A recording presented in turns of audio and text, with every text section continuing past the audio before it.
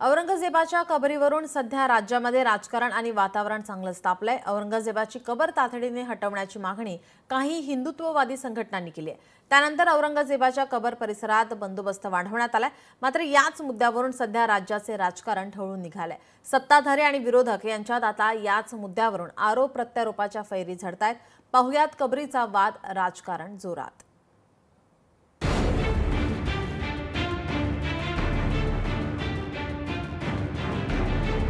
औरंगजेबाच्या कबरीवरून वातावरण तापलं। कबरीचा वाद राजकारण जोरात। नको त्या वादानं जनतेच्या प्रश्नांकडे दुर्लक्ष।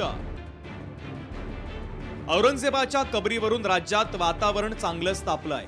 औरंगजेबाची कबर तातडीनं हटवण्याची मागणी बजरंग दलानं केली आहे। तिथीनुसार होणाऱ्या शिवजयंतीच्या दिवशी राज्यभर मोहीम सुरू करणार असल्याचं बजरंग दलानं म्हटलेलं आहे। यासाठी बजरंग दल आणि विश्व हिंदू परिषदेनं राज्यव्यापी आंदोलनाची हाकही दिली आहे। त्यामुळे आता प्रशासनानं खबरदारी घेतली असून औरंगजेबाच्या कबर परिसरात बंदोबस्त वाढवण्यात आलाय। तर धर्मवीर संभाजी महाराज प्रतिष्ठानचे अध्यक्ष मिलिंद एकबोटे यांना जिल्हाबंदी करण्यात आली आहे। यावर स्वतः मिलिंद एकबोटे यांनी काय प्रतिक्रिया दिली आहे आधी आपण ऐकूया। कुठल्या तरी पोलीस अधिकाऱ्यांनी ही नोटीस लिहिलेली आहे। ही संपूर्णपणे खोटी चुकीची नोटीस आहे आणि या नोटिसीमुळे संभाजी महाराजांच्या पुण्यतिथीचा वडूचा जो कार्यक्रम होतो त्याची पण चुकीची प्रतिमा निर्माण झालेली आहे। याच्याबद्दल मी अत्यंत नाराजी व्यक्त करतो। औरंगजेबाच्या कबरीवरून निर्माण झालेल्या वादात राजकीय नेते आपापल्या भूमिका मांडतात, तर सत्ताधारी आणि विरोधकांमध्ये आरोप प्रत्यारोपांच्या फैरी आता सुरू झाल्यात। बजरंग दलाचा हा त्यांचा स्वतःचा निर्णय आणि त्याच्यावर निश्चितपणाने आमचं सरकार विचार करेल।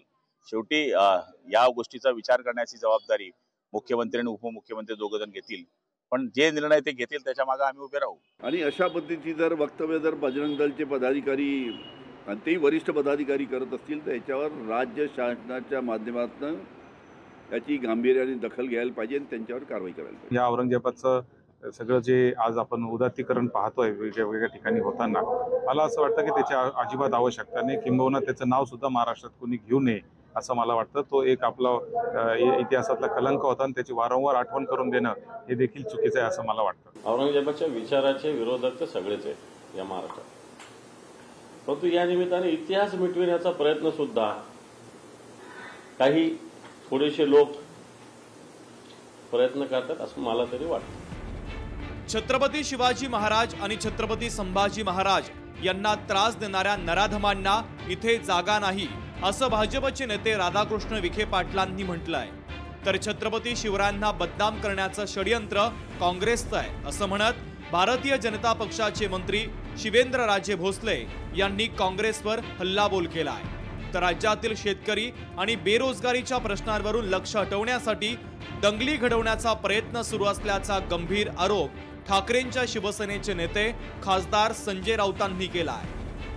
आज त्या छत्रपती शिवरायांना आणि नंतर छत्रपती संभाजी महाराजांना काय त्रास झाला हे तर नाकारता येत नाही ना। अशा नराधमांना आपल्या इतिहासामध्ये संधीच नाही, जागा नाही आहे। काँग्रेसनं छत्रपती शिवाजी महाराज आणि संभाजी महाराज यांच्या कार्याला कामाला जेवढी ताकद, जेवढं महत्व, जेवढं त्याला लोकांपुढे आणायला पाहिजे होतं तेवढं आणलं नाही। महागाई बघा, बेरोजगारी बघा, लोक रस्त्यात। या बेरोजगार मुलांच्या डोक्यामध्ये हे फालतू बरं का धर्मांधता भरवून त्यांना दंगलखोर बनवलं जातंय।